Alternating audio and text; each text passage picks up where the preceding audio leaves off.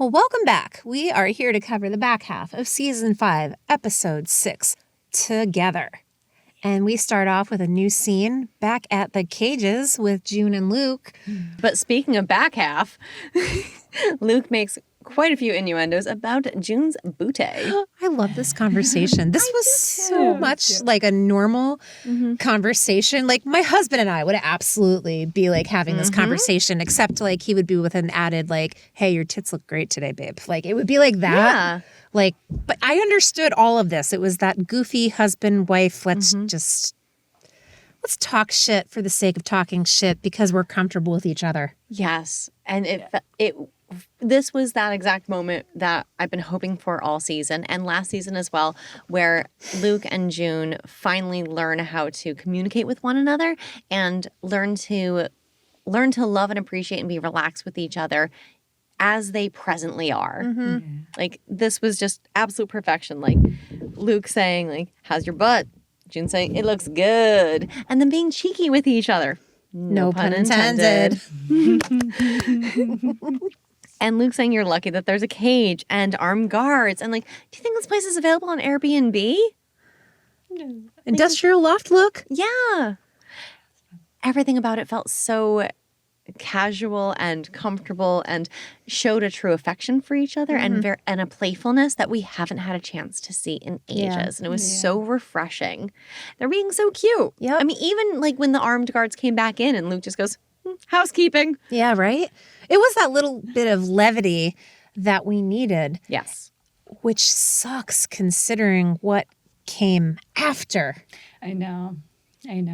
So swiftly on the heels of levity, we have police brutality. When the guards come in, they come in fast and furious. They fingerprint June and they're like, yeah, we're going to take you back to Gilead. But then she starts name dropping. And she name drops Commanders Lawrence and Blaine. And they back off immediately. That, to me, was the most important part. Everything could have stopped right there because they were pretty much like hands off, at that point, And I know that Luke was really, really incensed about the way that she was being treated, but this is like so light in consideration to the fact of like what she's already been through. It's still all new for him, and he still feels like he's got to say his piece so that like he is defending her in some way. Yeah. And we know that Luke does have a bit of fight to him, and we know that he is still in the infantile stages of harnessing that rage and understanding how to work with it.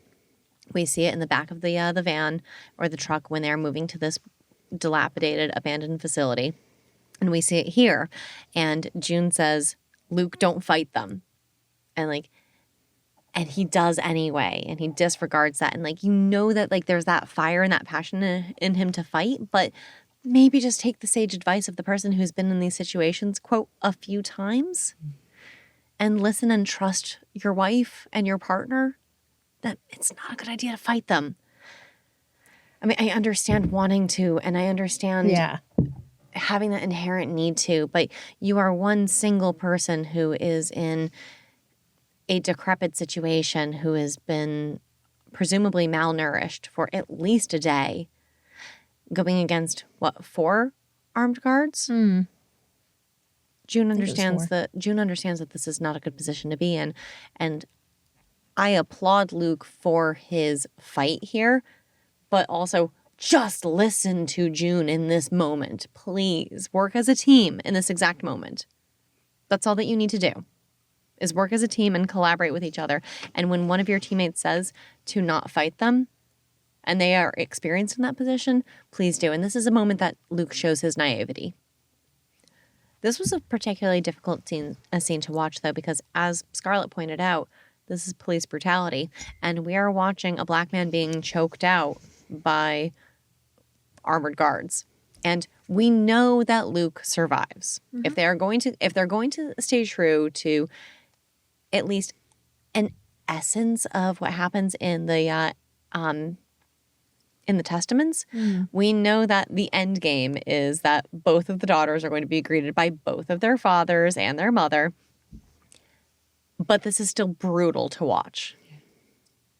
But in Gilead as elsewhere, because we've seen this before, but they're putting on an extremely up close view of it. And it was hard to watch, but it's no harder than any other video of police brutality that we've seen up close before. How many more do you need to see to like really get the point? You know what I mean?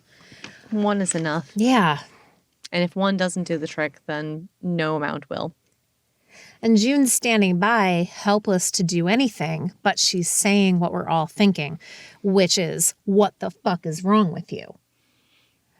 And I think that's kind of all on our minds when we see these types of things played out again and again and again, whether it's in this show or whether it's in yet another example of extreme police brutality resulting in, you know, some sort of horrific outcome. We're like used to it. But behind that, you always have to ask, what the fuck is wrong with the people that are perpetrating this? Where's their restraint? It's interesting, too, that I agree with you. It's in your face in this scene here. Yeah. But I was thinking about it in the last episode, and I'm trying to remember all the instances that I've thought about because there's several. And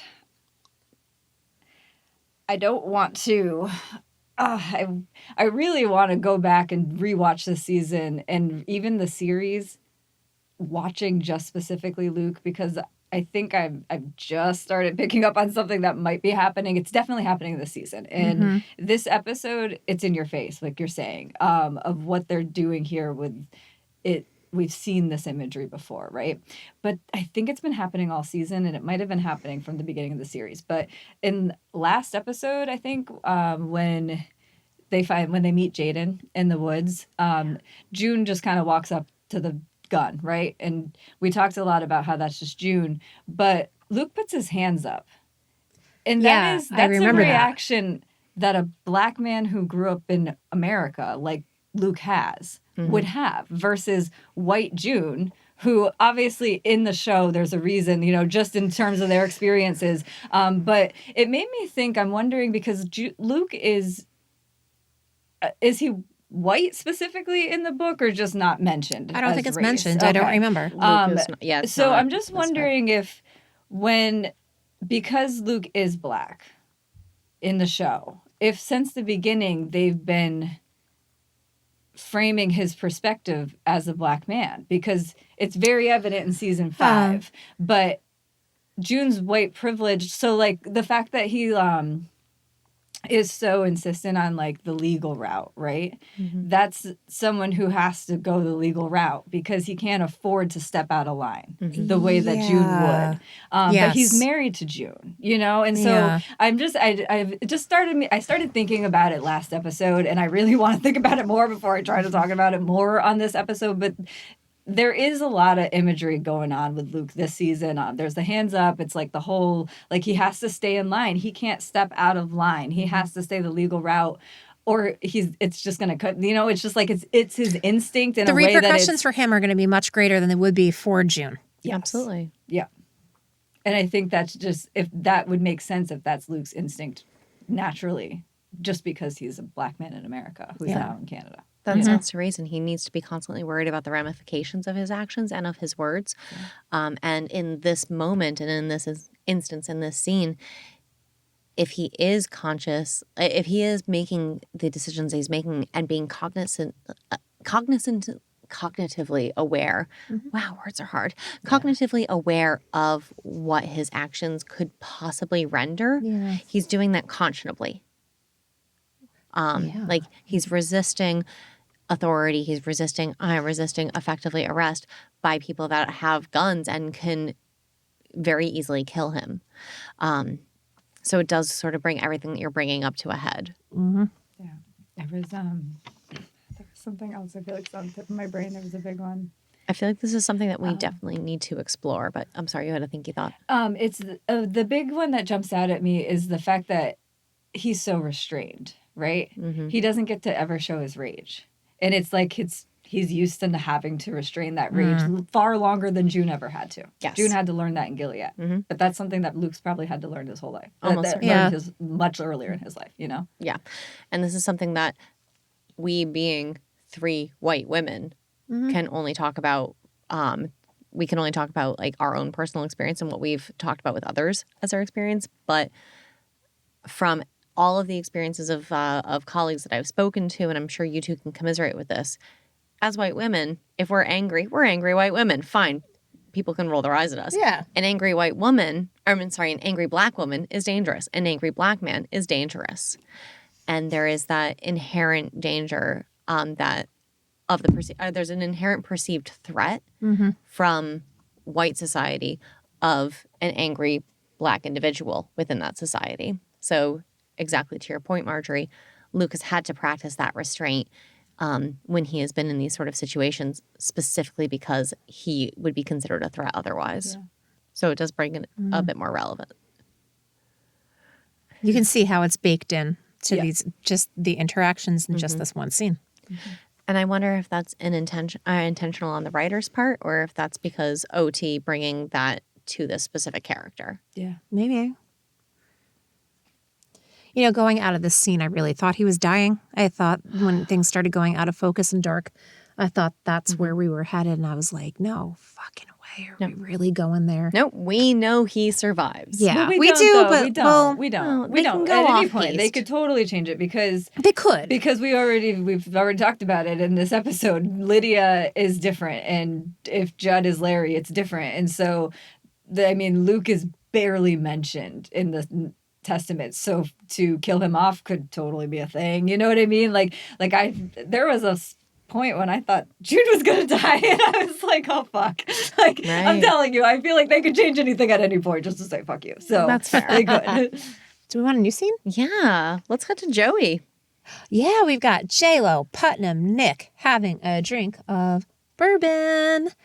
And the double-sided barbs are flying in all directions. I love it. Larry apparently thinks that Putnam is going to be able to single-handedly repopulate the planet, all the lols. And then Putnam's like, yeah, but you know what? Your New Bethlehem idea kind of sucks. I mean, it's cool, but is it what's best for Gilead? Not likely. What he's really saying is it best for me? Probably not, Larry. We're not going with it. And then Nick and Larry come to kind of like a conclusion together that, you know, it's good for young Nick to learn when you've been outplayed. Yeah. Isn't that just lovely? Love Nick's little retort of, I certainly have learned a lot from both of you. Something I would like, speaking of Nick, I'd love to point out that while Joey was talking about Putnam's quick and impulsive act, they cut to a moment where Nick, looking obviously repulsed, is standing in front of a mirror and looking at almost like a reflection of himself. And you see Putnam like slurking, just like lurking about in the background. And I thought that was so wonderful because we've talked before. I know Marjorie took an aggressive rabbit hole about mirrors in season 3, which was so good. And like we have been seeing like little glimpses of that. But in this moment, you see Nick looking in the mirror and realizing like what side of the Gilead factions he wants to be on. Love that. I thought it was a really nice moment of metaphorical, completely silent character development in that exact moment. That's really cool. Yeah, Nick's character development has been really, I mean, his character in general is a man of few words. I feel like this season he is a man of even fewer words. But big leaps happening in his life and in his perspective about how he's going to operate. And I guess he's gotten a healthy dose of don't be like this fucking guy, Putnam. Yeah. Putnam. Don't be a bull in the field. Putnam is like, I didn't do this with the thought of a baby, so this is just like a bonus. That's what he sums it up as. Which means he was effectively raping her as a sign of power, not purely for the notion of actually garnering a child. So completely anti-Gilead, but also Exactly what we've come to Exactly expect. what we've come to expect. Yep. And Larry's retort to that is, I always took you as more of a Jezebel's man and less of a quickie behind a desk after a funeral man. And Or before a funeral. Before a funeral. And then Putnam is like, I'm surprised you can imagine either. And this is the constant exhaustive back and forth of these two. Like, why are you even hanging out right now? What the fuck is the draw here? Who is bringing you together? Is it Nick? Did Nick be like, hey guys, do you want to come over to Lawrence's house and not be comfortable with each other for like a few hours over bourbon? I'm sure that'll end well. Right. But instead, it's going to end in Putnam being snarky about Lawrence's lack of children and lack thereof of trying. Wonderful. Wonderful for a man who quite literally raped a handmaid to be judging anyone. But I suppose a certain amount of piety is expected of men in these elevated roles. There's that Gilead hypocrisy we all know and love. Oh, it's our favorite. I mean, Putnam comes out and says it. He says, I just wonder if you never allow yourself the spoils of your position, then what's the point of having it? And that's where we go to the mirror. And there's nothing said. Yeah. Perhaps some people choose to pursue positions of power, in a case like Putnam, to be able to enjoy the spoils of it. Perhaps some do it, as we see Nick later on saying, to ensure the most positive outcome for their circumstances and those that are surrounding them. And perhaps there's some, like Joey Lawrence, that's still trying to figure that shit out and like has an ideology to it and isn't worried about the minutia. Definitely not. He's just like, how can I turn this shit show around? Yeah. I created this shit show. Mm-hmm. I need to not go down in history to be known as the man that created the shit show.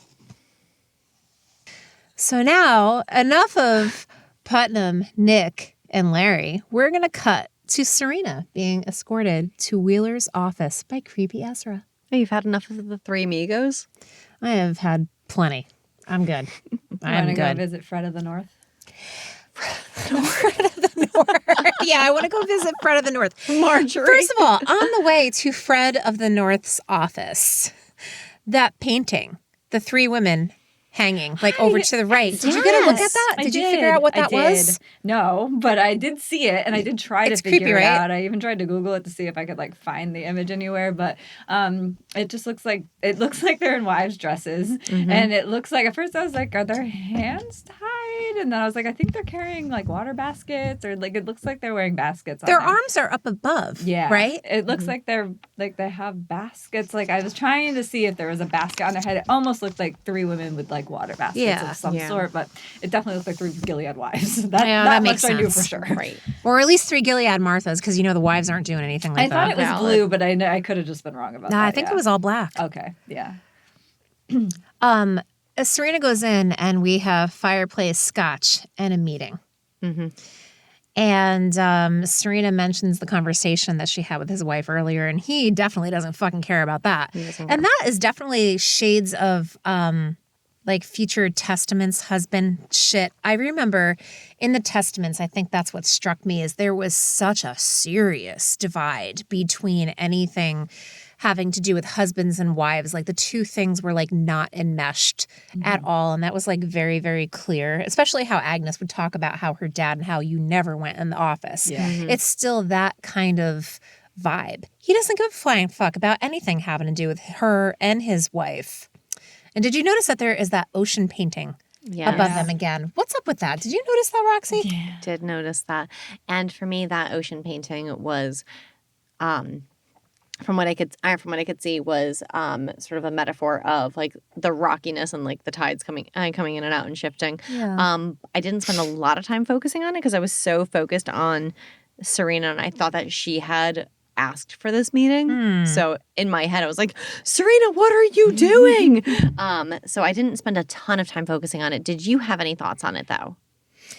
Somebody has thoughts on them. Want to hear them? Because they're good. You got yes, Marjorie. Yeah, I have them, but they're not my thoughts. They're Kat's thoughts from Patreon. Okay. Because we had talked about this painting in an earlier episode. And I thought we were like kind of dancing around it. So when I saw her comment, I was like, oh yeah, we kind of like didn't mention it. And I listened to the episode and I'm like, oh my God, we didn't say it at all. But the imagery is spot on. It's from the episode where Serena goes back to her mother's house. In is it season 3? Yeah. Yeah, and we were talking about it in that episode about I've Serena's mentioned it mother, before. and it Yeah. fits so perfectly. But like that was just Serena's most turbulent time that we've seen is when she went back to her mother's house, and then we get to see like where she came from, and it stayed with us that long. Of like every time we see Serena, now you can't get away from remembering who her mother was and how awful she was, and it's the same imagery. Those ocean waves just look like the turbulent waves of wherever they were on the Cape or wherever. Okay. Kat, well done. Yeah, Thank you so much thanks, for Kat. plucking that out of the ether for us. Thank you, I think it just Kat. is like, red flags for Serena. Like, this is not safe here. Turbulent seas. Turbulent Okay, because seas, we right. keep seeing that painting. Yeah. I think this is the third time I've mentioned this specific type of oceany painting. Yeah. Absolutely. The first time I saw it, I thought it was the sky. And then I was like watching it again. I was like, that's definitely ocean waves. Wrong. I do think that part of it, at least for me personally, I'm used to seeing a lot of these sort of like oceanic, like turbulent, like boats in the tides. So, like for me, it almost becomes part of like the background as it should be. Yeah. But because I'm a New Englander, Southern New England life, man. it is what it is. Yep. So for me, I'm at the point now that I see those sort of paintings, and I'm just like, this is part of the zeitgeist, as opposed to part of like something more meaningful and metaphorical. Yeah. So I'm glad that you guys pulled that out, and I'm really glad for it. You said it was Kat that pulled that. Thanks, Kat. Excellent. What really drew my eye more than that painting, though, was the flickering flame, the fireplace between them. So you have Wheeler on one side, Serena on the other, this raging inferno of a fireplace between them, and every time that Wheeler was talking, the reflection of the light flashing on him and cutting to Serena, and you had that same light and that same fire flashing, but a different mood to it entirely. It wasn't that vibe of seduction Correct. that we saw with Fred and June. This was business. There was no seduction happening here. I don't see that coming from Wheeler at all. Like he doesn't not have a Fred vibe in like the way that he wants Serena. I didn't get that. I beg at to all. differ, and I feel like Marjorie. Are you based off getting that? photos- Because I didn't see that. I thought it was Fred of maybe. North. I thought it was very Freddie. So I got everything except the attraction. Maybe not specifically the attraction. Yeah. But for sure getting off on I have 2 women who I get to control in my house. And I can choose when I want to make them happy. And exactly. Yes. I have the control to give them what they want or not. And that is what he was getting off on. I don't get, not in the same, like, he's not Putnam. But No. I do think he's Fred, but I do think that it was more sexual with Fred. I'm not getting like massive sexual vibes. I hear what you're saying. But I still think that it was so Fred-like in the way he was like I even think in the beginning when she sits like, oh, is this about, the conversation I have with your wife or whatever, and she says, and he's like, he laughs like, I don't know, I thought it was even that was like him being like coy about it, like, oh no, that's between No, you, but also we're not like, here for that. but also like he loved that this was now her concern of like, are you going to yell at me for this? And oh no, I'm not going to yell at you for this. That's okay. I don't care if you made my wife upset. Yeah. And it's the same game that Fred played with June all the time. It's power. It's all about power. Exactly. And to go even further, I agree with Marjorie entirely on this. But I do feel like Serena was trying to mentally seduce him a bit as well. Yes. By the fact that she was luring him into, like, I want to go with Ezra. I want to bear witness. She's taken so much. She's taken so much from me. I need to see it. And I need to be able to tell my son that I know what happened to his father's murderer. And all of this, for as gory and graphic as it is seduction. Yeah. She is seducing the permission from Yeah. Wheeler. Yes. Yeah. Yep. And that's what we've seen June do, is that Yes. that mental game of what do I have to do to convince him to give me what I want? Like from the beginning, that's always what she's had to figure out in Yeah. this study is he's bringing me here for some reason. I have to give him what he wants so that I can get what I want. And that's exactly what it is. It is Fred and June in the study. You know, it's almost more trepidatious, though, because June, in her time with Fred and Serena, she had more time to cultivate that relationship. June had more time. Serena is going in blind to this and trying to make the same appeals to emotion that June was, but without any rapport. Oh, but what she lacks in rapport, she has 10 times over in leverage in that baby that is just hanging out in her womb. She is the harbinger of life, and that gives her so much more leverage. But, well, hold on. But, like, June was too, though. When she was trying to make those placations to Fred about, hey, I'm just saying, I think your wife might be a little psycho. That was dangling the carrot of it. Okay. It was the possibility, whereas Serena is the very real actualization of it.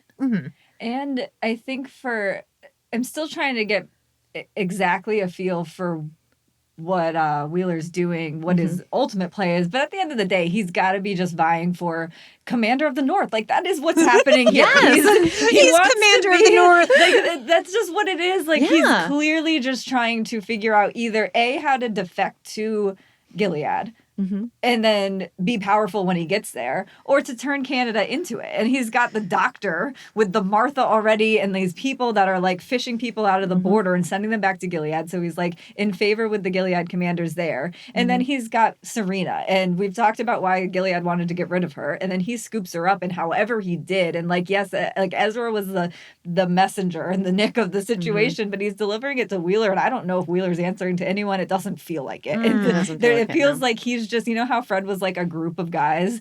Like, this is like, I feel like Wheeler's just a group of guys. And he's just, to me in this scene, it is absolutely the study. And it is absolutely that he sees Serena as, I don't even know if he necessarily cares about the baby as much as he cares about the power, the same way Putnam cares about the power. Yes. He's just not as pervy about it as Putnam. Instead, he just wants Serena because she's a pawn. She's valuable. She's special. There you go, Serena. She is special. Chess, not checkers. Yes. Yes. Yeah. He's good at that. So good. Also, I so appreciate in this scene Yvonne Strahovski's facial acting. Brilliant. Absolutely fantastic, because you see in equal measure the anger, the frustration, the elation that June has been captured, as well as the realization that Wheeler will have Ezra absolutely decimate June. And because now Serena understands what June has been going to, which, side note, little sidebar here, Serena's getting a glimpse of it. She has no concept of what it's like to be physically raped and forcibly raped when she is in her third trimester to try to elicit a birthing, or any of the other atrocities that June's had to go to. But for Serena, she's seen enough that she can understand and start to commiserate with what June has gone through, and really is starting to get it. So you see, like, both this hatred and this gratification that June has been captured, as well as the acknowledgement that all that June has been trying to do has been to fight for her children's safety and for her own. And Serena's now starting to come to grasp with that. And you see it all over her face, is this beautiful balance between flickering evil and compassion. Yeah. And she elicits that compassion from Wheeler by basically begging to be present. You know, she wants to go. She says, I need to go. Bear witness. She's taken so much from me. I need to see it. I need to see the end. I want to tell my son that I know what's happened to his father's killer and that she's gone from the earth. That is a really convincing speech. It's perfect. It It's is. perfect because, and that's why I think it's so smart what she does, because you're right. She doesn't have time to get to know him the way that June, got to at least have a little bit of a feel for Fred. And she makes the perfect plea because it's what I was saying earlier of like, I can't figure out like if he's trying to marry her off to his buddy or if he's in like get favor that way by like bringing the doctor in and like agreeing to set them up or whatever is happening there.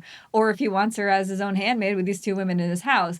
And it doesn't matter what it is because her answer works for both. Like because she really, really needs to set herself as the grieving widow and not the unfit single mother who's trying to be passed off to a new man. Yeah. And so this sounds like a grieving widow who she will not be able to move on and marry anyone until she has this closure. So I need to see this and then I can move on. But right now this is still on her conscience, and the bear witness is such a Gilead term. They like that. Yeah, they do really like do that. like people to bear witness and to love this like bloodlust. Like that's definitely a thing in the Testaments. Own it. Yeah. In this one instance, not all of them. So. Yeah. And in this moment right here was when I put in parentheses, well, now I'm actually holding out hope for Serena. I think this is the part where maybe we're supposed to. Yes, they paint it and they allude to it as such. Because you can't not see her as June in this situation. So it's like she sees it. We know Serena sees it. And we can't. I mean, they are just slapping us in the face with this entire season of Serena just slowly seeping into the handmaid position and watching it. And it's like, it's everything I thought I would enjoy. But Scarlett pointed out to me, it's just kind of the humanity of the situation of not wanting to see someone be dehumanized, which that's the is point of the it. crux of it. Yes. And then on top of that, we already know how horrible it is. We've seen 5 seasons of this, so there's no leap in our minds to figure out what Serena's going through. It's just, and it's not fun to watch her because we know what she's going through. We've already watched June do it. You know what I mean? Like her watching her break down in that bedroom, it was suffocating to me. I felt like I couldn't breathe, and I wanted to again enjoy this of like she's finally sitting in this and. You just can't. No. It's not. It's meant to be enjoyable.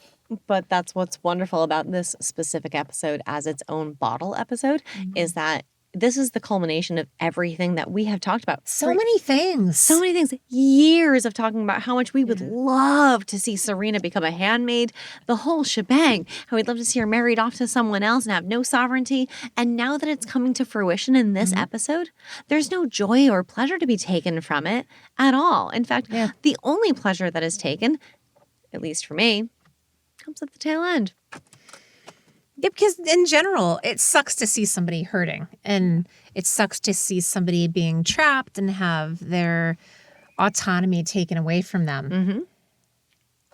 I don't know how you get past that. And I guess that's where you have that weird in-between time that I keep talking about of like between the Handmaid's Tale and the Testaments, or at least or maybe before Handmaid's Tale to Handmaid's Tales. Like, how do you get to the point where you can just push aside that humanity for the sake of getting business done? And when you get stuck in all of that sticky humanity, that's when you start to falter and you can't be as terrible a person as you want to be. But that's the case always, isn't it? I guess. In Gilead as elsewhere. Yeah. Next scene? Sure. Well, next scene, Luke is sleeping, and I'm pretty sure that it's not great that he is sleeping for the concussion that he is bound to have, but whatever, he wakes up and he's cool. Yeah. They talk, and she's so apologetic. She has all of the guilt for letting him come because she knew all along what was going to happen here, and she blames herself, saying she let him come and she shouldn't have. And that she didn't know how bad it could be. But Luke, to his credit, takes ownership of his decision and says, I decided to be here. I decided that. Yeah. Yeah. I'm really glad she got to hear that too, because I feel like this apology to Luke was a long time coming and meant for a lot more people than just Luke. Yes. Because she's we don't get to see her say sorry to the people that have died along the way. And she's carried so much guilt from so many decisions she's made along in order to get to Canada, to survive, to get out, to do all these things. And we've talked a lot about how this guilt is going to weigh on her. And so for this opportunity to at least be able to get it off her conscience, and then for him to be able to be like, it's not on you, it's got to do something for her. She needed some absolution. I think she feels inherently responsible for everything. Mm-hmm. The reality is what was she going to do to stop him from coming across the border? Right. Probably nothing. Nothing. Not when you dangle that carrot of info about Hannah in front of him. I mean, June has been placed within reaching distance, or at least been able to actually hold Hannah in so many occasions. And this is the first time that Luke has gotten a taste of what it's like to be close to his daughter. And there was no way he was going to let that go. I think even if she said, no, I don't let you go, he'd be like, fuck you, I'm going anyway. We didn't get to see that part because that's not how it turned out. Yeah. Because why bother? Why make that kind of conflict? Right. And June, to her credit, is so strong throughout this interaction. But I do love how they allowed us to see a bit of her weakness coming through.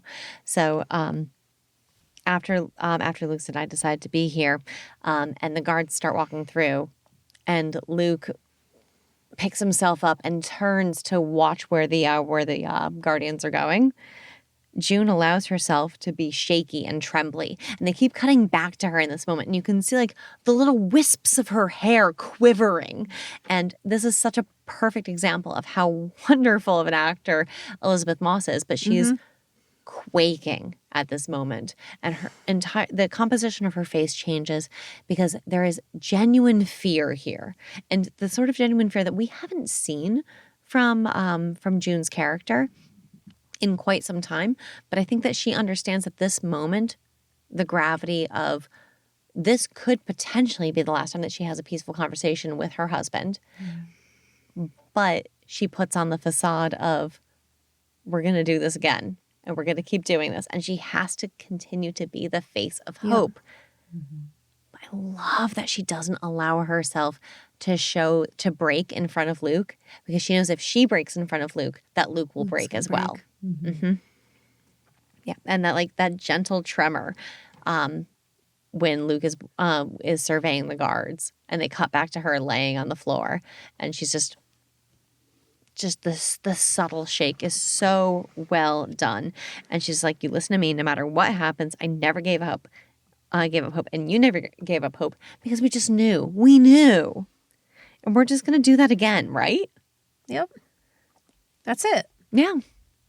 We're just going to do that again and again, because that's how you stay alive. Yeah. Because that's the only thing that you have left when you're in that situation. And that's the part that she knows too. Like, we talked about how she knows all the experiences that she's been through up to this point, of the boxes and the torture, but she knows how to keep the hope alive too. That has always been the underlying theme of all of these seasons, is survive, yes, and then find a way to, I mean, I guess I'm trying to think of another word other than hope, but it's just hope. I don't really think there's another word that's going to encapsulate what she means, but that's what it is. You just, there's the survival, and at the rock bottom, finding hope anywhere you can.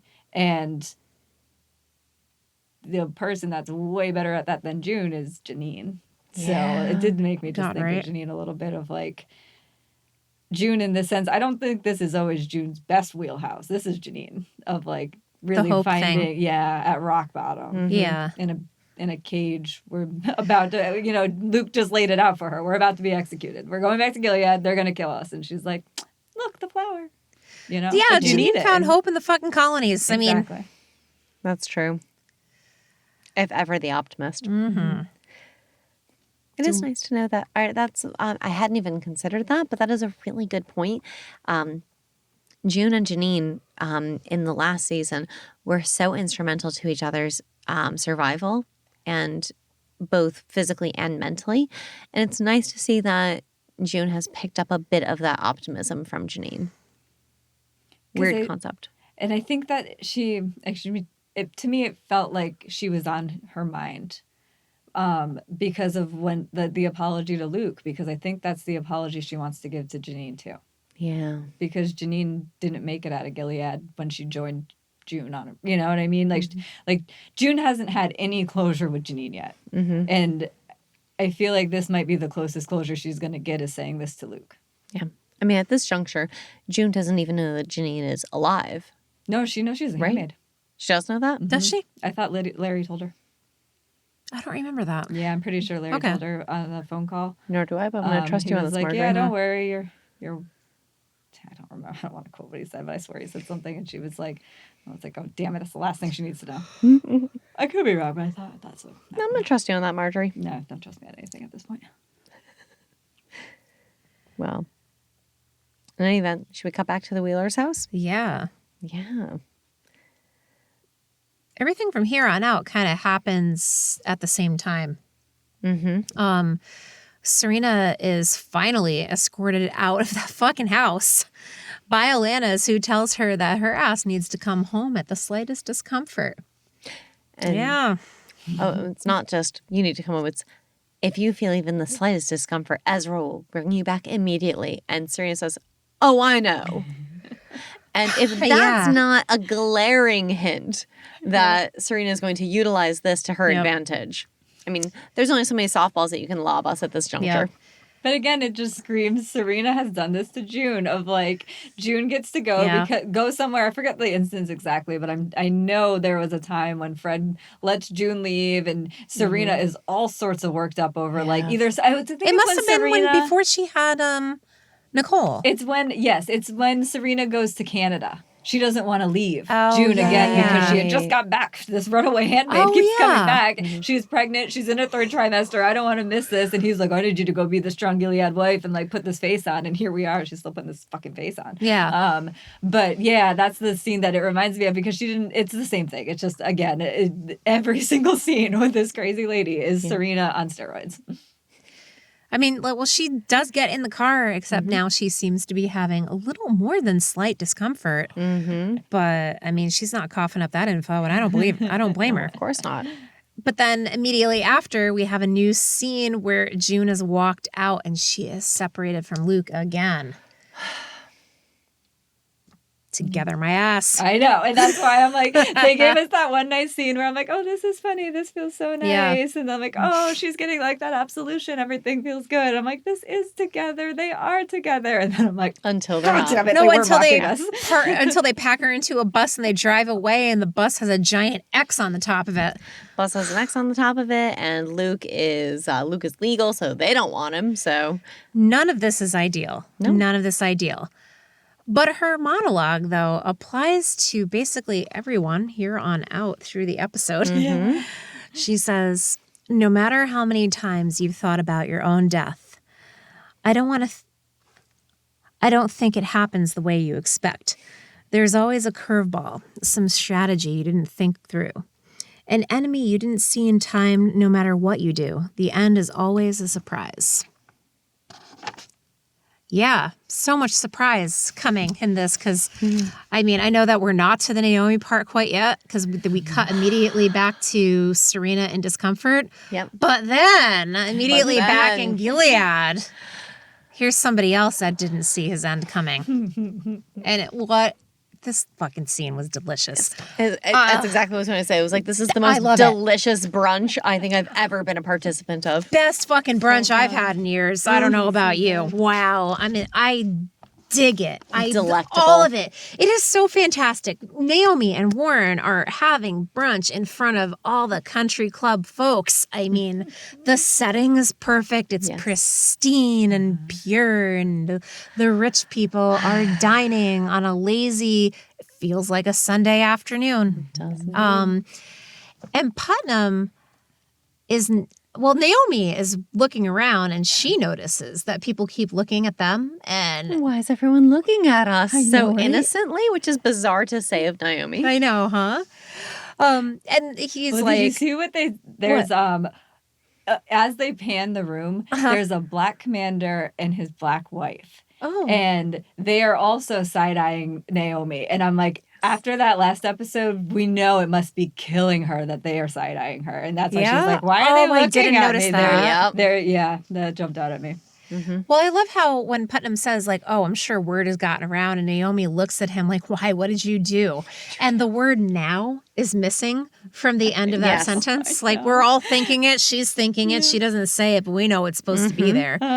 And Putnam is like, something you will be thanking me for. And he is so cocky and smug. Even when the eyes walk right in and literally grab him out of breakfast. It pissed me off so much that he still wouldn't tell her. What did you do? She's literally asking. The entire room is staring at her. She's the only one that doesn't know the news. And he still is like, he'll thank me. Oh my God. I cannot. It's just. It is Naomi. eye-rollingly bad, but it's also like it's exactly what you would expect because Putnam doesn't respect Naomi enough to give her any sort of like knowledge whatsoever. It He doesn't stands respect to reason. anyone. He respects no one or anything other than his own position and his own faculties. He barely respected any man. I don't think he respected anybody. He respects his dick. That's about it. I'm pretty sure that's where his respect ends. Well, mercifully, go to town. Well, speaking of dick, we have the most epic dick swinging that has ever happened in the history of TV right here. I mean, all of their peers are watching. He is grabbed and escorted out before everybody that they have to deal with. This in itself is humiliating. Even if they didn't get to the part where Putnam gets plugged in the head. I am sorry. This being paraded out of brunch in front of the whole ass country club, this is like devastating. And if Putnam lived, I can only fucking imagine what Naomi's recovery would be like through this whole situation. That would be an episode in itself. Please, we saw what happened last time he embarrassed her. She got his arm cut off. Right? Oh, yeah. If Nick didn't kill him, Naomi would have. What's gonna get cut off next? She is one of his ruthless. 100%. Yes. But he gets thrown on the ground in front of Larry and Putnam and a handful of eyes. In front of Larry and Nick. I'm sorry. Fuck. Yes, thank you. In front of Larry and Nick. And fucking words. And Nick says, the High Court of Gilead in a special overnight session has found you, Commander Putnam, guilty of apostasy and sins of the flesh. And Putnam is like, get the fuck out of here. Come on, what did I do? Like, whatever. He tries to get up and he gets pushed right back down. And Larry says, the rape of unassigned property. Because there's always a loophole. And who doesn't love a loophole? I mean, lawyers love loopholes. Well, Putnam is like, this is where the real Putnam comes out. Because he's like, she is my handmaid. She belongs to me. And he has never looked so sinister. To me, he looks fucking scary in this. And he looks every bit like the old pedophile man that you want to see put down. Like, nobody's going to argue with what just happened here. Like, literally nowhere. Like, he's gross. Larry has his speech, the eyes of the Lord are everywhere. Keep watch on the wicked and the good. This is Proverbs chapter 15, verse 3, if anybody was interested. And Putnam tries to use the old, but I've got a baby on the way. Kablooey. Yeah. Those words are so odd coming out of his mouth anyway. I'm like, please, like you gave a shit about any baby. I just figured that out like 5 minutes ago. Right? Exactly. He cares about this child because of status only, not because of any sort of actual sentimental attachment or value to it. Because, again, this is the child of rape. And because he's a pedophile. Yeah. Chance a lot more. Wait, is that what you just said? This is the child of rape. So the rapist and it's the child, and he's a pedophile. So both. You caught me repeating what you just said. It caught up to me a few seconds later. But this is straight up how you get the testaments. Putnam was purged in front of everyone. And we can see how we're going to go have this like odd alliance between Lydia and Lawrence and how he's like basically sets the tone for Gilead from here on out in one swift motion. This is how you do it. This is how you make a point in the one place where everybody is going to be on a Sunday morning. Brunch. It's like, it was like he dropped a nuke in the middle of Gilead and was like, this is how it's going to be. Dropped a sloppy poached egg in the middle of all of it. Like, you can't, like, you gotta, if you're going to fucking talk this talk, then guess what? You're going to have to walk this walk. Or this is what's going to happen. Yeah. And something so gorgeously done about this shot as well is that as soon as Nick pulled the trigger on that gun, it was silence. Other than crows. You heard crows screeching in the background. But Naomi's pleas and screams were met with silence. Putnam's body hitting the floor, the splatter, everything about it was silence, except for the crows in the background.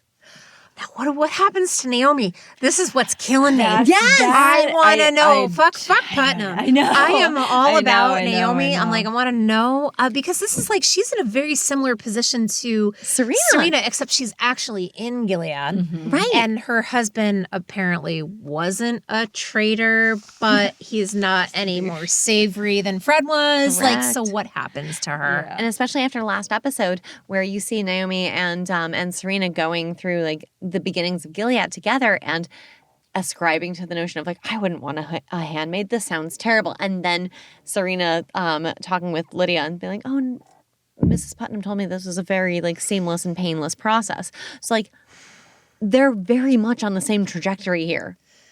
Oh, it's so fucking weird. And I just, whatever happens with this, I just want Ever Carradine to stick around in whatever capacity she's going to be around. Like, I don't want her to go away. You know what I love, though, before they killed him, is when they pushed him down onto his knees outside like that, he felt, to me, like how Esther looked. Oh, let me try that again. He looked as small as Esther did and as vulnerable as Esther did in that before he gave her the study. chocolates. Yes. Yeah. Yep. Because remember we were talking about like how small she looked as she was paraded in there with everyone, all those men standing around her. And so when they pushed him down onto his knees and there's just a circle of men around him, I'm like, oh, this is beautiful. And it was a gun that was being, shoved at him instead of a piece of Eventually, chocolate. they took that gun out of it. Yes, that was the Yes. end of it. Yeah. You're right. Yeah.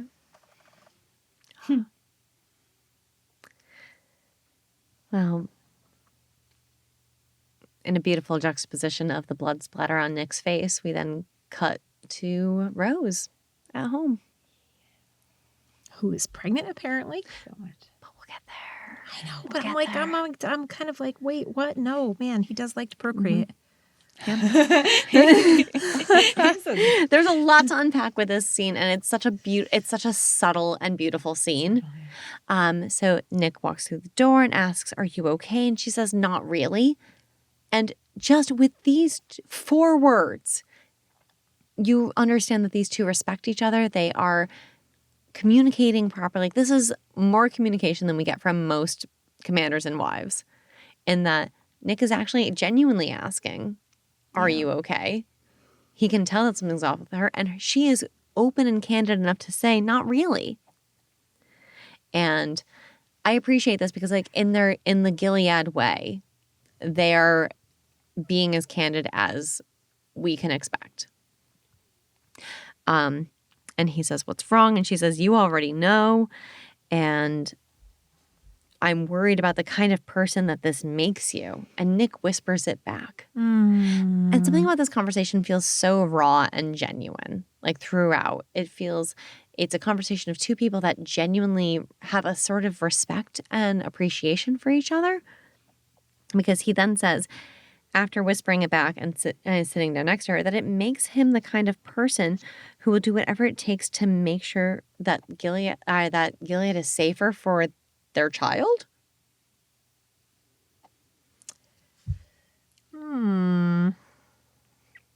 And she rubs her belly.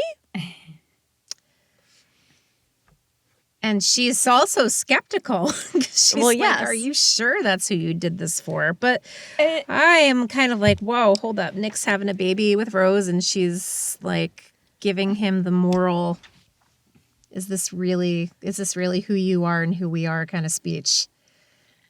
Are you the type of man I'm having a baby with right now? I think I read the scene differently. Yeah? I mean, The color was shocked. Okay, so to me, I wasn't getting the like, this is, I mean, I guess in the sense of like Gilead, it's good communication.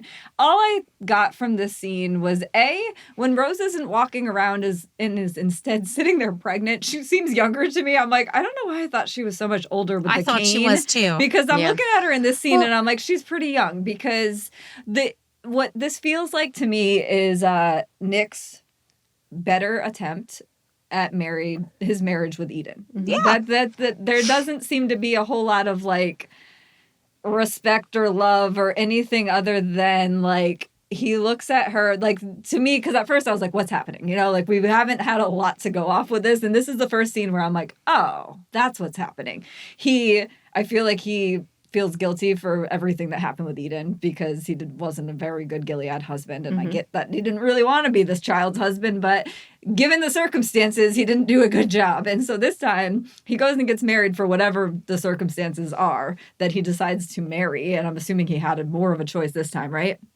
But she has to get, whether he was, I mean, he must have been trying to get her pregnant because he didn't want to have any part of getting Eden pregnant, right? No. And that was all she cared about. And that's important in this world. It's very high, it was highlighted with Putnam. He is very important solely because he can get people pregnant, right? And so Nick can get someone pregnant. We know that. And so her survival rate is better if she's pregnant, right? Yeah. And his too. That's going to be better for both of them to be living in Gilead to be pregnant. So he's doing his like duty, remember? And he's like, I have different duties now. Like he did need to get her pregnant because he can. It helps his station. It's going to help hers for whatever reason they decided to get together. And maybe they do just like each other. But I just feel like it's more of like him just looking at her and being like, I'm going to try to have a conversation with you this time. Like, because it kind of feels like for fuck's sake, I guess I'm going to explain this to you since you're asking me what kind of person I am. Like, really? And I just feel like he learned from Eden. So he's trying to give her the time of day more so here of like, I have things I'm doing. Because he is plotting away with Putnam, with Larry and for this whole Putnam thing. And it goes back to the Putnam like scene, right? Of the overnight emergency session. Again, Nick is shrouded in this like eye question mark cloud of now he was an eye, now he's a commander. So does that mean he's like Commander Eye? Because we've seen his price, like that whole Putnam execution had Price written all over it, more so than Larry. Like Larry was saying the words, but that was Price's words. That was Price's ideology, and that's Nick. Nick knows that. Nick knows how to survive and how to come up in that. Yeah. And so I feel like Nick had his hands all over that to begin with, and now he's like, they jump to the scene, and I don't know. It just screams to me he was trying to do better this time than he did by Eden. Yeah. And he still is just like, if you could just trust me and stop asking me so many questions and stop trying to like worry about my immortal soul, you know, and just let me fucking try to survive in this world that we've got because we got a kid coming in, you know? But I didn't get like a whole lot of like, this is like a great relationship other than like, he's just trying to survive. They like each other. I don't think they dislike each other. I hear where you're coming from with this, and I appreciate your point of view with it. I see entirely where you are. Oh, hello, playing footsies with your knee. I think for me, where I keep going back, or what I kept going back to, as far as the two of them respecting and appreciating each other, is the phone call that Nick and June had, where when June said, "Well, would I like her?" and Nick goes, "Yeah, I think you would," and that is a way of us hearing that Nick likes her too. If June would have liked her, well, then Nick likes her. And if Nick likes her, then we should like her too. And I think that this is a better in the absence of best sort of situation. I don't think it's an ideal pairing. I don't think they're head over heels and passionately, madly in love with each other. But I think that there is a respect there and a playfulness there. Like we've talked about it before as well, as far as Edith like being like, oh, it was love at third mutually attended gala. Yeah. And she's a bit more tongue in cheek. She's also aware of June's existence, and she's aware of Nick's involvement with June, even at present day. And that sort of level of respect doesn't often it rarely exists in Gilead unless there is a mutual trust there. And I think from that trust could potentially harbinger a positive relationship. Do I think it's love? No, we've seen nothing to indicate that. The space on the couch between the two of them at the end of this scene is enough to indicate. That was telling. That's what it was. I kept going back because we see a hand shot later. We see a couple shots of holding hands. And I was like, oh, and then we got the holding hand shot of Nick and Rose on the couch. And every time I go back, I'm like, wait, they don't actually hold hands. She puts her hand on her stomach and he puts his hand on the couch. And they don't ever touch each other. I think that's what made me start to be like, what is happening here? Yeah. There's lack of intimacy in that exact scene. But we've seen in previous episodes and in this episode that they are willing to be a bit more, they're willing to let their guard down with each other a little bit more, which for a fresh young relationship in Gilead is not nothing. Yeah. And you have to frame it within the reference of being within Gilead. This isn't a notion of like June and Luke getting to relearn each other in a relatively free Canada. This is two people that are in highly trepidatious situations. We already know that Rose has connections to Mackenzie. So she needs to watch her step at every measure. Nick, whether he is a commander or an eye or whatever his like, wherever he lands in the hierarchy, they're both walking a tightrope and they have, I feel at the very least, found some sense of camaraderie with one another, if that makes sense. Yeah.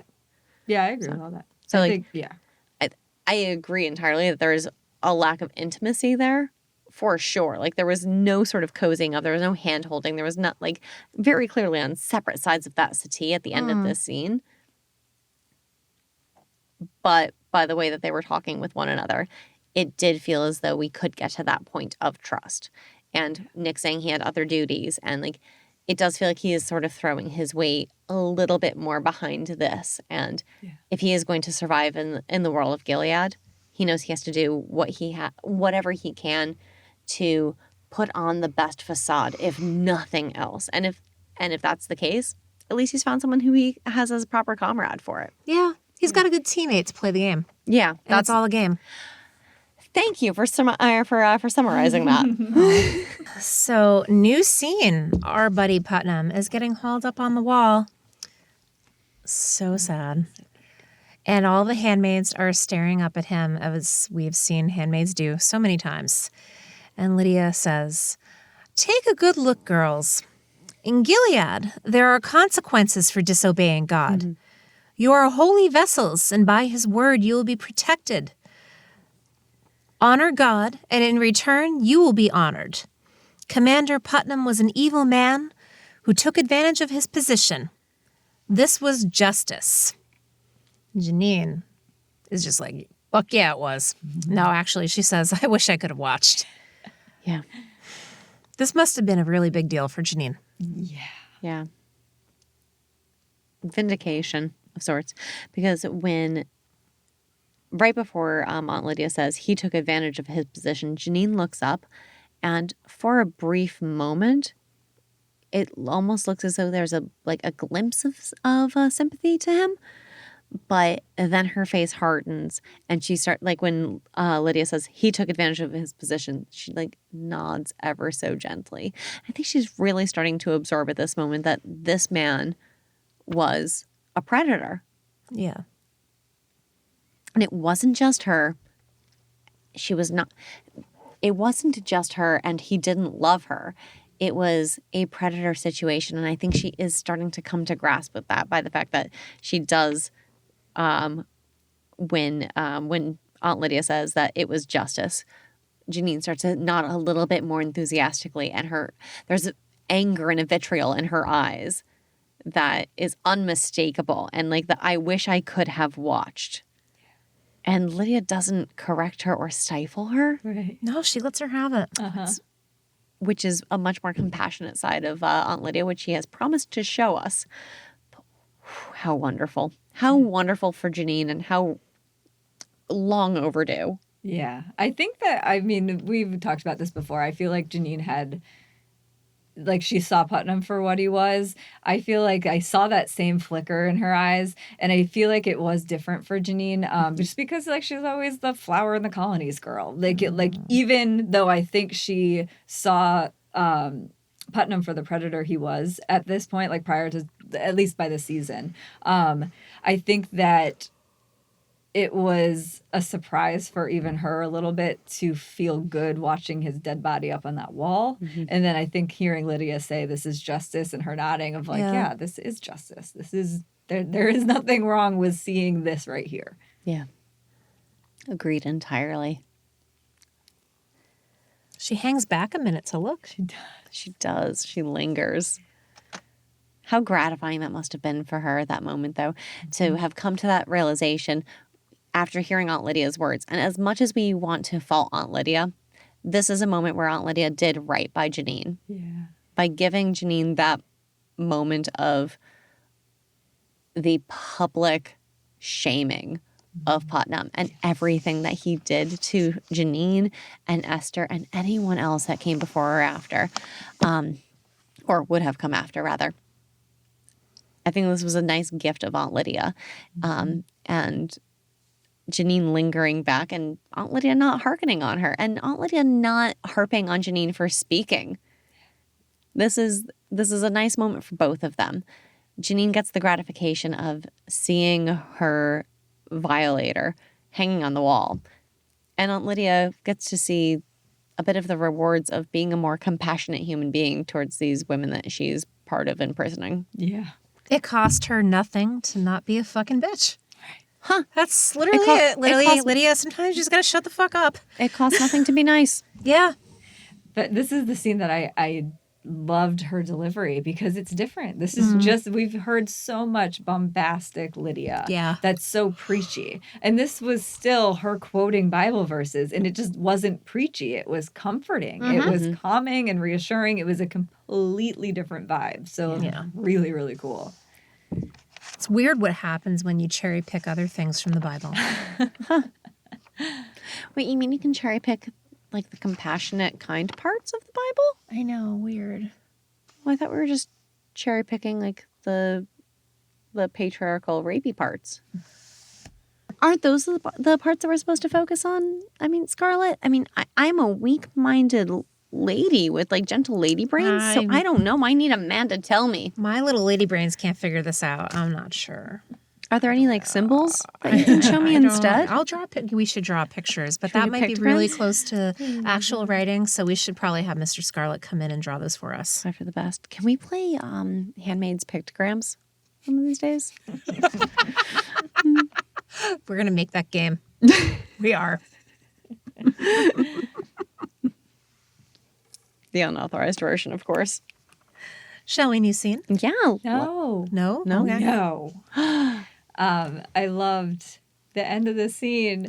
Lydia marches off with all her girls following behind her, and she says, "We're going to go home now for warm milk." Yeah. That is Lydia of the Testament. Yeah, she it is. loves herself some warm milk. That made me That's so true. happy. Even if you're lactose intolerant, she wants you to have warm milk. That's a good point. She Yes. wants to be comforting now, and she thinks warm milk is comforting, and she just ushers them all away, and they follow like baby ducklings. Is that I going to really be her liked it. thing? It's going to be Like her thing. that's It's going to be gotta her thing in the thing. Testaments. Warm When we milk. see her in the Testaments, instead of offering people shots of whiskey, she's going to give them shots of warm milk.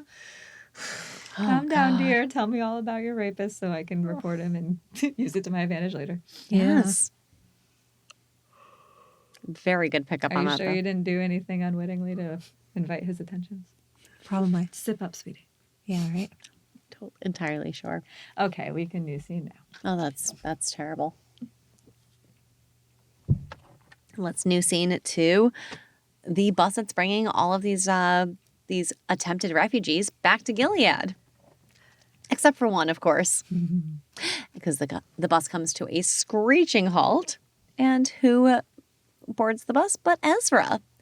And saying that he has special permission from Commander. Did he say Commander Wheeler or did Commander he? Wheeler. I think he said. Commander Wheeler. Interesting. Commander Wheeler, missed that. Well, he said Wheeler. I wasn't sure if he said Commander or Mr. Wheeler, but I'm pretty sure he said Commander. Yeah. For one June Osborne.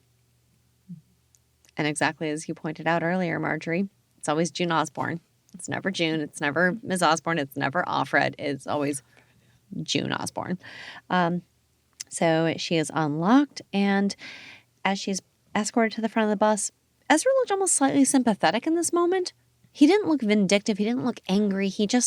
There was something about his face that was almost more morose. I know what you mean, because I was like, what is happening on his face? I know. I was trying to read it and I don't know. I agree. It did feel a little like flustered / sad. Like he kind of entered that bus and was like, and then saw her. I don't know what was happening either. The best that I can figure is that he saw her face and saw the June Osborne, this person who has become so vilified by Gilead, and saw her as a 5'2" petite woman, covered in dirt, who had very clearly been abused, crying, emotionally distraught, strapped into a bus, and he was like, "This is public enemy number one. This is the person who we are trying to fight so vehemently against. Is this one woman who looks like she's at the end of her rope?" And I did kind of feel for Ezra in this moment, because they're usually with these commanders or these eyes or like any of these guardians, if they show no emotion, we see them as showing no emotion. But something about Ezra felt forlorn here. Yeah, I agree. It did feel forlorn. Yeah. You know what it made me think of? The only thing that I could really pick up on with that is that June, we talked about it like in the beginning of the episode with when she's like recognizing that the smell is different in the truck. Mm-hmm. She's been so conditioned to be observant.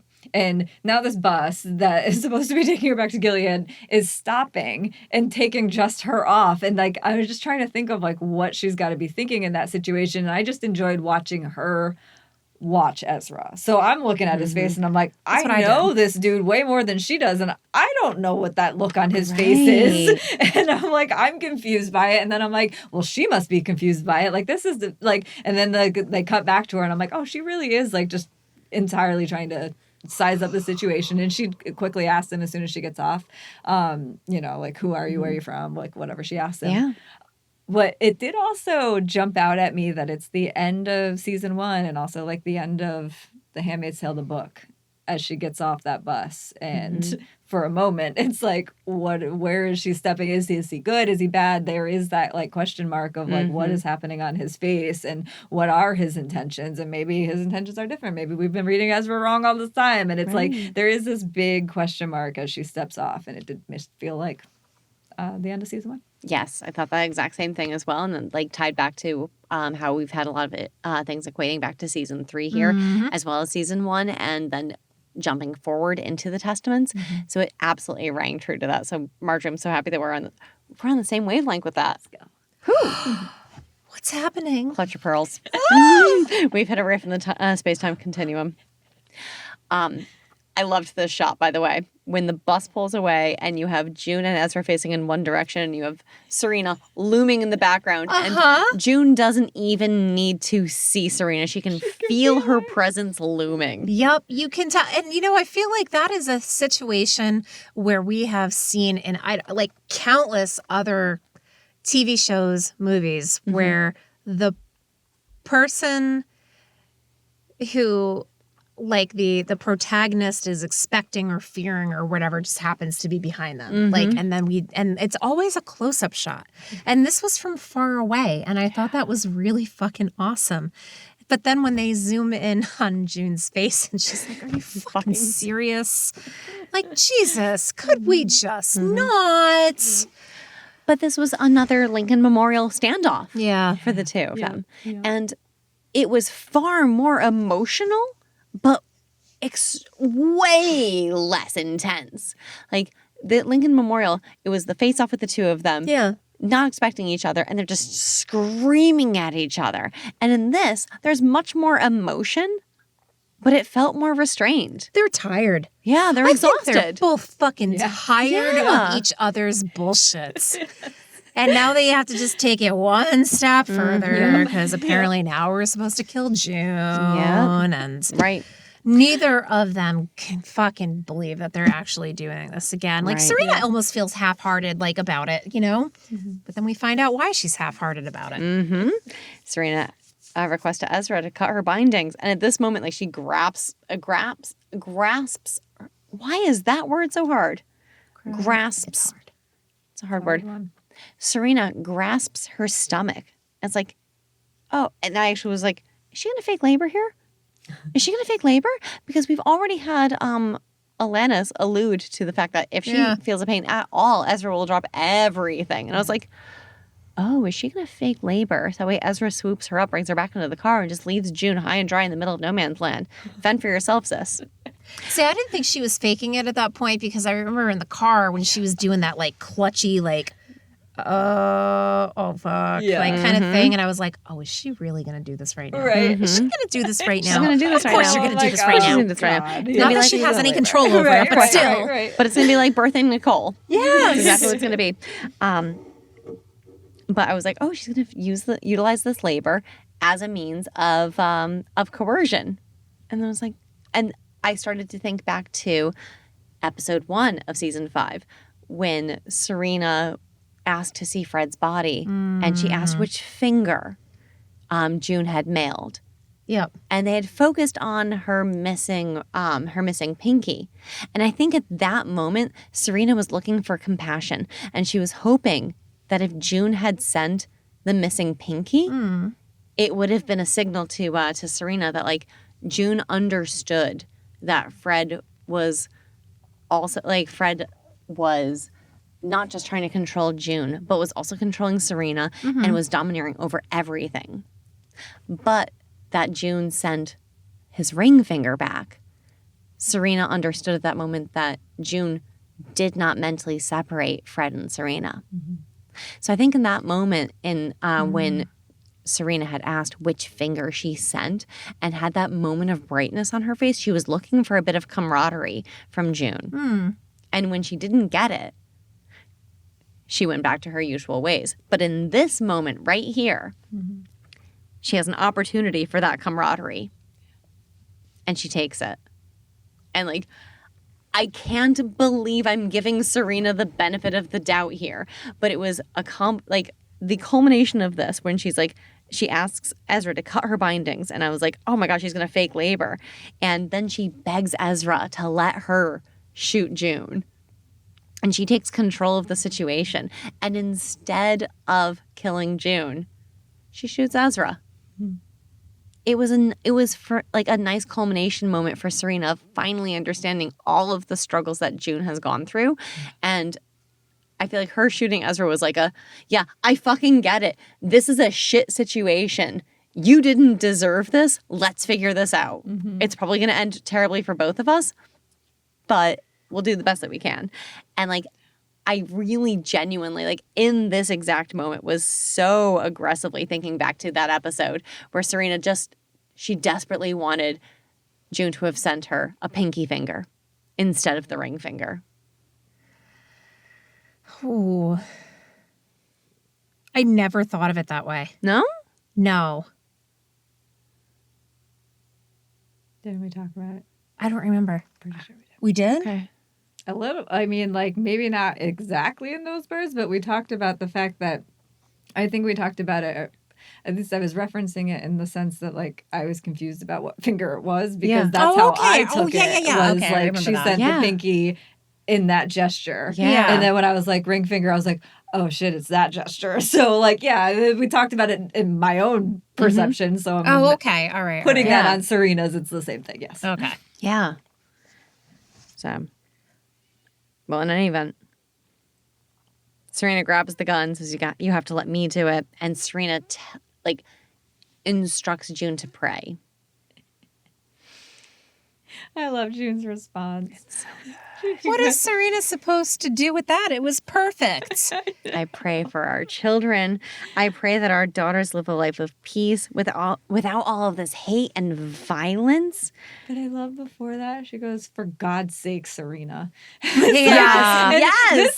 This was the moment that I was slightly scared for June because I was pretty much like, okay, Serena definitely sees that if she shoots June, she's basically shooting herself. Like she has to see this at this point. And so I'm like, she is not going to shoot her. She's not going to shoot her. But then I'm like so terrified because June is just they're both so antagonizing to each other. And we've seen June has like no fear of a gun being pointed at her face. Not even a little bit. Exactly. So at this I'm like, point. oh my God, she's going to take this opportunity to be like, fuck you again, Serena. And I'm like, and then Serena's going to shoot her in the face and we're all going to be surprised.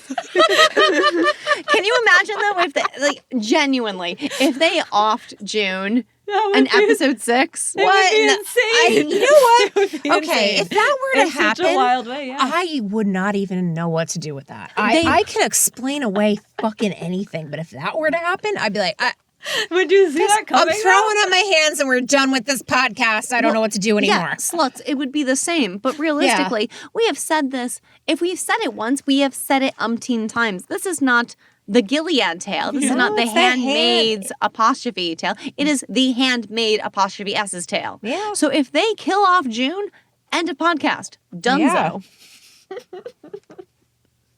Well, we saw all through the first half of this season that Serena was turning into a handmaid. So the Handmaid's Tale could just be turning it could into just be a that continuation. tale. We know it doesn't really matter who it is. Of Offred is then of Joseph, who's then somebody else. It doesn't matter. Bruce, we have questions The for you. Handmaid's Tale. I was very Wait, somebody moment, write it down felt the like questions before we forget. It's basically I just didn't trust June in that situation to survive. It's like this is not going to go well, but I did love her speech. Her prayer was perfect. Okay, when exactly do you think Serena got the idea to take June and split? Is it like literally in this like very last like interaction where June says, "Okay, I'm going to pray. This is the thing." Like when was this all along, do you think? No. Or was it just in the moment of this prayer? I think the idea came to a full fruition when she was in the parlor with Wheeler. Yep. Yeah. Okay. And Wheeler said That's what I was that we thinking have too. June Osborne. She's in no man's land. You and your family will never have to worry about her and her husband again. And you see the turn in her face, and you see both the fear, the like trepidation, the joy, like all of these like emotions that are just boiling over. Mm-hmm. And then she says, "I want to see it. I need to be there for it."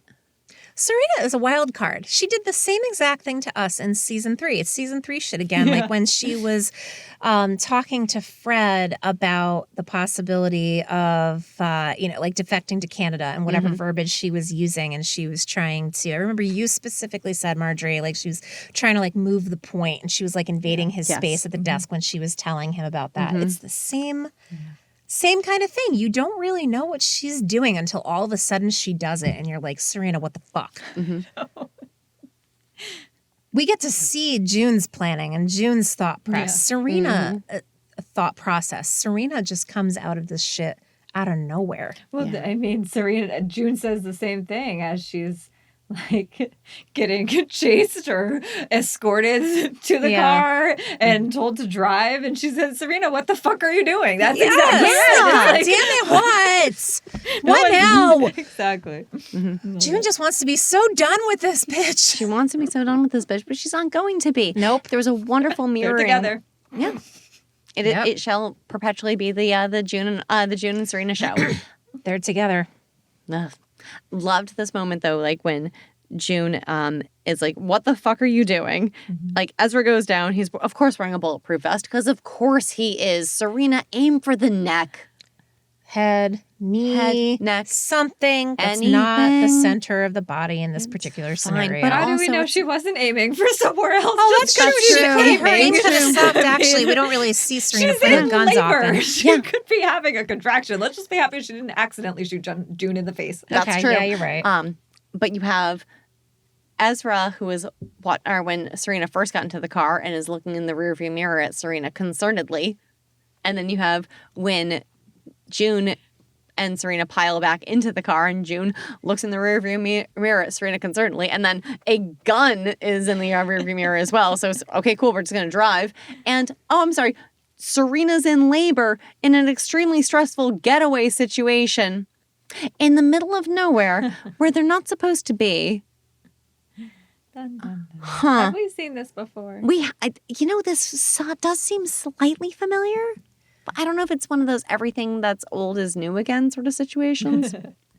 I don't know. It's more of a chickens coming home to roost kind of situation. Or is it an abandoned house situation where we're going to find Serena giving giving birth in the middle of nowhere with no medical assistance whatsoever. Do you think we'll see a wolf here too? Could be. Never No know. way of knowing. We'll just have to wait and see. We'll just have to wait and see.